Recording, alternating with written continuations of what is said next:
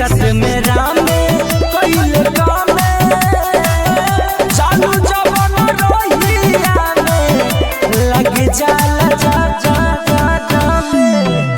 सूरज कुंदन सिटिया बजाए जय जय। अरे मुझे सुना पातारी कमरिया तोरी आए हाय हाय लोचन के ता गोली चले धाय धाय धाय पातारी कमरिया मोर आए हाय हाय नाचो के ता गोली चले धाय धाय धाय का बुझे केगे रिकॉर्डिंग